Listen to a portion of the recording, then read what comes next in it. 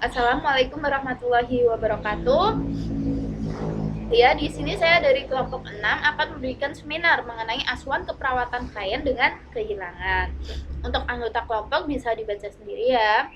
Oke, sekarang memasuki ke pengertian kehilangan.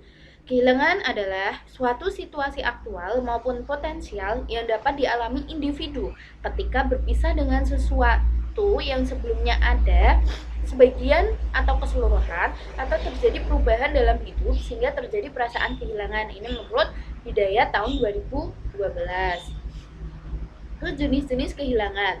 Nah, menurut Aziz Alimul tahun 2014, kehilangan itu digolongkan menjadi 5. Yang pertama, kehilangan objek eksternal. Contohnya, rumah tertimbun tanah longsor. Ini merupakan kehilangan objek eksternal. Terus yang kedua adalah kehilangan lingkungan yang dikenal. Contoh, kita berpindah rumah, pasti lingkungannya baru, orang-orangnya baru, maka kita harus menyesuaikan kembali seperti itu. Terus yang ketiga adalah kehilangan sesuatu atau seseorang yang berarti. Contoh nih, binatang peliharaan kita yang kita rawat dari kecil ternyata dia hilang atau mati, itu merupakan masuk ke dalam sini. Terus yang keempat adalah kehilangan suatu aspek diri. Contoh, tangan kita ini tidak lengkap, yang harusnya jari-jarinya 5 menjadi 4 aja kayak gitu tuh. Terus terakhir adalah kehilangan hidup. Nah, kehilangan hidup ini contohnya orang tua kita yang sudah merawat kita dari kecil, itu merupakan bagian hidup kita tidak bisa hidup tanpa mereka seperti itu kan. Nah, semisal mereka tidak ada, pasti kita akan kehilangan sebagian dari hidup kita seperti itu ya. Terus selanjutnya adalah sifat kehilangan. Sifat kehilangan ini dibagi menjadi dua, yaitu tiba-tiba. Kehilangan secara tiba-tiba itu dapat mengarah pada pemulihan duka cita yang lambat, kematian karena tindak kekerasan, bunuh diri, pembunuhan, atau kelalaian diri akan sulit diterima. Contoh nih, teman kita dia pergi sehat-sehat aja, terus tiba-tiba kita dikabarin bahwa dia meninggal. Nah, pasti kita akan sulit menerima. Nggak mungkin lah, tadi dia pergi baik-baik saja, kok tiba-tiba dia tidak ada, kayak gitu. Itu akan sulit untuk pemulihan duka citanya, seperti itu. Terus yang kedua adalah berangsur-angsur atau dapat diramalkan. Nah, contohnya di sini orang yang sakit dia akan orang yang sakit sudah lama, sudah kayak kronis gitu kan, itu pasti kita sudah bisa menerima, sudah bisa diramalkan bahwa oh ini memang tidak lama, ini memang penyakitnya sudah seperti ini, seperti itu ya. Terus selanjutnya adalah tahap proses dalam kehilangan. Nah, tahap proses dalam kehilangan ini ada 5 teman-teman. Yang pertama adalah pengingkaran. Reaksi pertama individu yang mengalami kehilangan adalah shock, pasti tidak percaya atau mengingkari kenyataan bahwa kehidupan itu memang benar terjadi. Terus yang kedua adalah fase marah, dimulai dengan timbulnya suatu kesadaran akan kenyataan terjadinya kehilangan. Terus yang ketiga adalah fase tawar-menawar. Nah, di fase tawar-menawar ini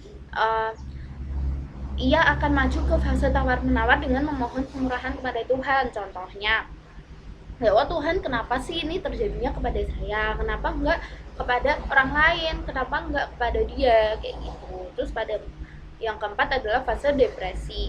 Pada fase ini sering menunjukkan sikap menarik diri. Kadang sebagian klien itu sangat penurut, tidak mau bicara, menyatakan keputusannya, perasaan tidak berharga seperti itu. Bahkan dia ada keinginan untuk bunuh diri seperti itu. Terus yang kelima adalah fase penerimaan. Pada fase ini berkaitan dengan reorganisasi perasaan kehilangan. Pikiran yang selalu berpusat kepada objek atau orang hilang akan mulai berkurang atau hilang seperti itu. Terus selanjutnya masuk ke konsep asuhan keperawatan nih teman-teman. Konsep asuhan keperawatan yang pertama adalah pengkajian. Faktor genetik. Individu yang dilahirkan dan dibesarkan dalam keluarga dengan riwayat depresi itu akan sulit mengembangkan sikap optimis dalam optimis dalam menghadapi suatu permasalahan, termasuk dalam menghadapi perasaan kehilangan. Terus yang kedua adalah kesehatan fisik. Individu dengan kesehatan fisik, mental, serta pola hidup yang teratur itu cenderung mempunyai kemampuan dalam mengatasi stres, beda dengan gangguan jasmani seperti itu. Terus yang ketiga kesehatan mental, 4 pengalaman kehilangan di masa lalu, dan yang kelima adalah struktur kepribadian. Terus selanjutnya ada stresor perasaan. Adanya stresor perasaan kehilangan. Stresor ini itu dapat berupa stresor yang nyata ataupun imajinasi individu, seperti kehilangan biopsikososial yang meliputi kehilangan harga diri, pekerjaan, seksualitas, seperti itu. Terus selanjutnya adalah diagnosa. Nah, di diagnosa ini ada duka cita berdasarkan dengan kematian dan berhubungan dengan kematian dan kehilangan orang terdekat. Terus yang kedua, duka cita terganggu berhubungan dengan ketidakstabilan emosional, kurangnya dukungan sosial, dan adanya kematian orang terdekat. Terus rencana tindakan keperawatan. Nah, rencana tindakan keperawatan ini yang pertama membina dan meningkatkan hubungan saling percaya dengan cara mendengarkan pasien berbicara, terus memberi dorongan agar pasien ini mampu mengungkapkan perasaannya. Yang kedua, menggali faktor yang mungkin menghambat dengan cara menggali hubungan pasien dengan orang terdekat. Terus yang ketiga, mengurangi atau menghilangkan faktor penghambat. Yang keempat adalah meningkatkan rasa kebersamaan antar anggota keluarga. Terus selanjutnya adalah analisa jurnal nih. Nah, analisa jurnal ini kelompok kami mengambil dengan judul Recovery Dampak Psikologis Akibat Kematian Orang Tua. Nah, tujuan penelitiannya itu mendeskripsikan proses resiliensi pada lansia laki-laki yang ditinggal mati pasangan hidupnya. Yang kedua, mendeskripsikan faktor yang mendukung dan menghambat proses resiliensi pada lansia laki-laki yang ditinggal mati pasangan hidupnya. Metode penelitiannya dengan yang pertama pendekatan penelitian, yang kedua jenis penelitian ini memilih jenis penelitian studi kasus, yaitu penelitian yang bertujuan untuk memahami fenomena khusus yang muncul dalam suatu konsep. Terus yang ketiga adalah subjek penelitiannya ada lansia laki-laki yang berusia minimal 60 tahun, memiliki pasangan yang sudah meninggal minimal 1 tahun dan tidak menikah lagi.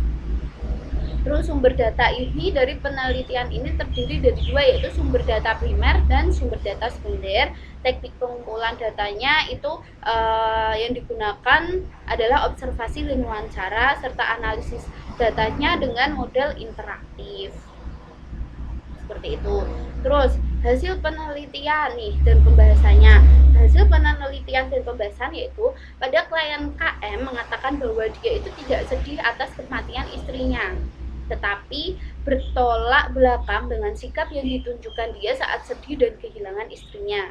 Perubahan sikap juga ditunjukkan klien pada anak bungsu, yaitu sebelum 1 tahun kematian istrinya, klien itu sempat menyalahkan anak bungsunya atas kematian sang istri. Klien juga sering melamun atau menghibur dirinya. Klien tetap ingin berjualan dan menghabiskan waktu dengan cucunya.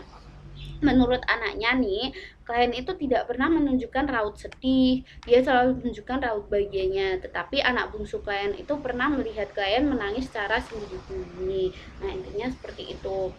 Terus pada analisa konsep dasar dan hasil penelitian itu, kehilangan orang yang dicintai adalah sebuah peristiwa yang akan menimbulkan respon berduka, apalagi ketika terjadi pada lansia dengan berbagai penurunan fungsi tubuh, memori, dan kesehatan. Penelitian ini bertujuan untuk mendeskripsikan proses resiliensi lansia laki-laki yang ditinggal mati pasangan hidupnya beserta faktor pendukung dan penghambat proses tersebut. Resiliensi sendiri itu merupakan kemampuan seseorang untuk bertahan dan bangkit dari keadaan atau permasalahan hidup yang membuat tidak nyaman, sehingga mampu menjalani hidup dengan baik kembali. Seperti itu. Selanjutnya adalah SOP yang dapat direkomendasikan dari hasil penelitian ini. Yang pertama, tujuannya seperti tadi mendeskripsikan proses resiliensi pada lansia laki-laki yang ditinggal mati pasangan hidupnya. hidupnya. Yang kedua adalah mendeskripsikan faktor yang mendukung dan menghambat proses resiliensi pada lansia laki-laki yang ditinggal mati pasangan hidupnya. Nah, ruang lingkupnya itu ada lansia laki-laki yang berusia minimal 60 tahun, memiliki pasangan yang sudah meninggal kira-kira 1 tahun dan tidak menikah lagi. Terus acuan atau referensinya itu jurnal relisiensi pada lansia laki-laki yang ditinggal mati pasangan hidupnya. Sarananya itu ada wawancara, observasi, terus triangulasi data, rekaman suara, dan analisis data. Oke, sekian yang dapat disampaikan dari kelompok 6. Apabila ada pertanyaan, langsung saja ditanyakan seperti itu. Terima kasih. Wassalamualaikum warahmatullahi wabarakatuh.